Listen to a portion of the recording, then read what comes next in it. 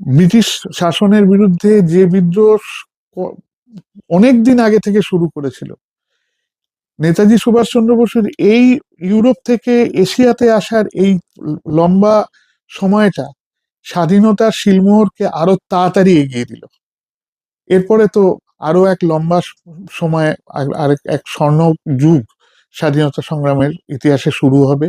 সে গল্প পৃথক, কারণ এরপরে আজাদিন ফৌজের গঠন এবং আজাদিন ফৌজের ভারতীয় রাষ্ট্রের জন্য তার সংগ্রাম মিত্রশক্তির বিরুদ্ধে, সে তো আরেকটা পৃথক জার্মান আহ, আহ, পররাষ্ট্র দপ্তর এবং জার্মান সরকার একটা কাজ করেছিলেন, সেটা হচ্ছে যে নেতাজি যে জার্মানিতে আছেন তার বহুবিধ বক্তৃতা রেকর্ড করা হয়েছিল, যাতে তার ওই সাবমেরিন ভ্রমণের সময়টায় এইগুলো জার্মানি থেকে ক্রমাগত তারা প্রকাশ করতে পারে। তাতে অন্তত মিত্রপক্ষের ধারণা হবে যে সুভাষচন্দ্র বসু এই সময় জার্মানিতে আছেন।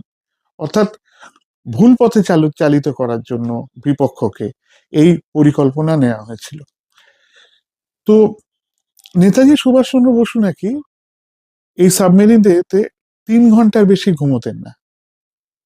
বাকি সময়টা তাহলে তিনি কি করতেন? আবিদ হাসান লিখে গেছেন যে এই রোমাঞ্চকর যে তার এই যে একটা বড় জার্নি, যার পদে পদে সময়ের প্রত্যেকটা সময়ের মৃত্যুর তার হাতছানি ছিল, সেই সেই সময় কিন্তু তিনি অকুত ভয় থাকতেন, অসংখ্য চিত্তে থাকতেন, নিঃশঙ্ক ভাবে থাকতেন, এবং তিনি পরিকল্পনা করতেন যে ভারতের স্বাধীনতা আন্দোলনে পরবর্তী পর্বে তিনি কি কি কাজ করবেন। তার মধ্যে ছিল যেমন তিনি এইখানে বসেই প্রথম চিন্তা করেন